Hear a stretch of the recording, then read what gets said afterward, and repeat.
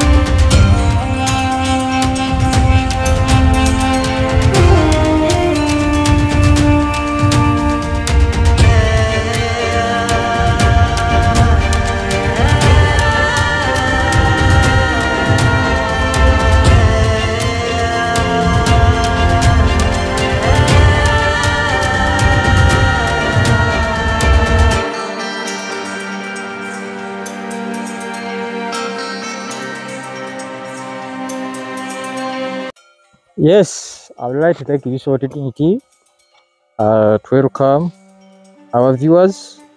Please, it is you that always give us momentum of always giving you the best. Now today I came, it is a Monday, other people are going to their offices, and these are one of our offices that I have to come and I check on how my goats are really doing. So now I had to come and I check on them to see the hygiene, the boys, how they are doing, because now we have been having a problem of worms. We had to deworm. We have used ivermectin plus such that we can kill the ecto and endo or parasites. So that's why we have dewormed today, because we have been getting some cases that really are not giving us the best. So now I want to talk about hygiene. Hygiene. What role does hygiene play in this business? Are you people, you are out there, and many of you who are following me or are following us, you would ask yourself, oh, you want to join this venture, but you don't know where to start from. You don't know when you construct a house, or how are you going to manage it. You see, when you do a lot of things, how you're going to do it. So it's what I'm here to do, to tell you how you have to manage that structure of yours, and how to make sure that cleanliness is a key at your farm.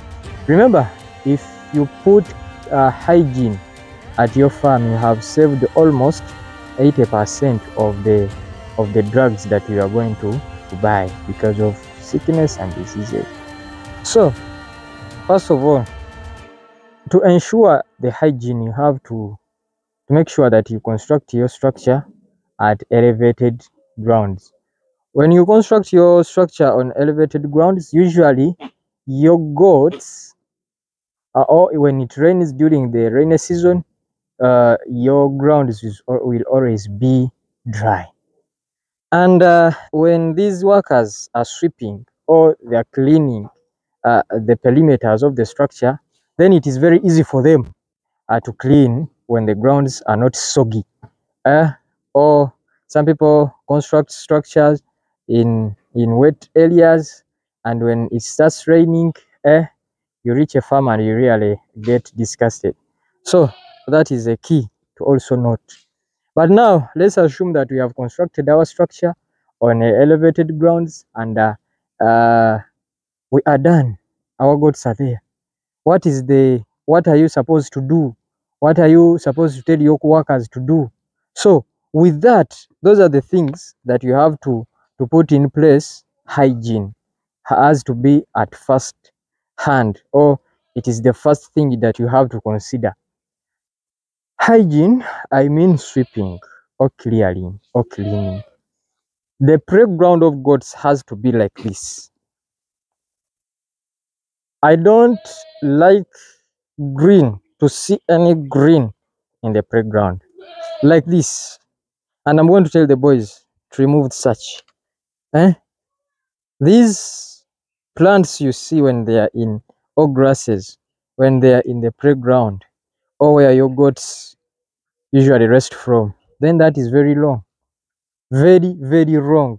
Because now, when a goat defecates here, or urinates here, and it itself comes and eats, it is eating bacteria that will affect it. And you know, our goats usually don't look good because of those worms. Uh, the, the, the, the, the, the, the, the, the the inside worms, the internal worms, you know, those inside parasites. So it is a key to note. And another thing, usually when I'm constructing for some people, when they visit my farm, they always ask myself, how have I managed to maintain my house like this? The poles are looking okay for this long.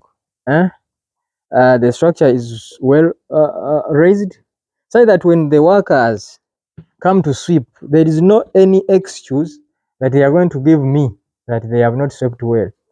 You see, that they have not swept well. Because now, me, the way I do my business, I usually sell off after 6 months.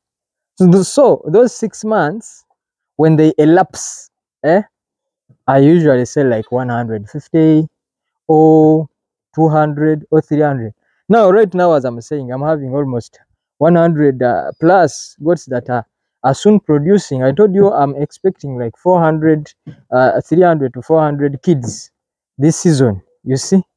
And those kids, I have to make sure that I look after them very well, and I sell them after 6 months, and they give me my money. You come here, any goat that you pick, 300, 400, 500, depending on the size or the status that it is in. You see, you can come with me. So you see that kid there, very young, but you can see how it is looking good. So I don't keep many goats here. No, 300 maximum. If they clock there, I sell off like 150. I remain with manageable goats. Such that when I give you your quality animals, you go when you have really liked how I handle my things. That's why I always call you to come to the farm, and you see how I do my things. So I sweep this every day. The reason why, I don't want to create any risk. Even though these raised structures, you may even take like 3 days minus sweeping, but as me, the way I know how the goats behave, I have to sweep it every day. And that is not a burden to me. It does not burden me at all.